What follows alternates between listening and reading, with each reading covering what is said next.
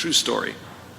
There was a former Undersecretary of Defense who was invited to give a speech at a large conference, about 1,000 people.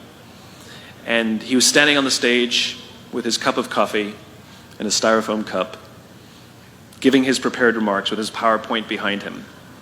And he took a sip of his coffee and he smiled and he looked down at the coffee. And then he went off script. And he said, you know, last year I spoke at this exact same conference. Last year I was still the undersecretary. And when I spoke here last year, they flew me here business class. And when I arrived at the airport, there was somebody waiting for me to take me to my hotel. And they took me to my hotel and they had already checked me in and they just took me up to my room. And the next morning I came downstairs and there was someone waiting in the lobby to greet me and they drove me to this here same venue. They took me through the back entrance and took me into the green room and handed me a cup of coffee in a beautiful ceramic cup. He says, I'm no longer the undersecretary.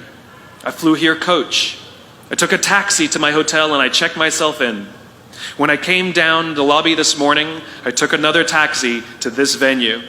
I came in the front door and found my way backstage, and when I asked someone, do you have any coffee? He pointed to the coffee machine in the corner, and I poured myself a cup of coffee into this here styrofoam cup.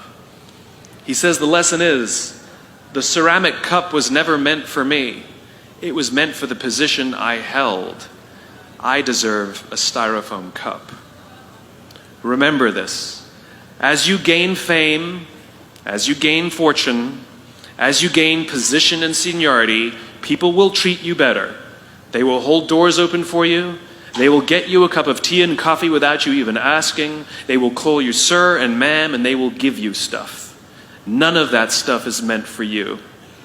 That stuff is meant for the position you hold.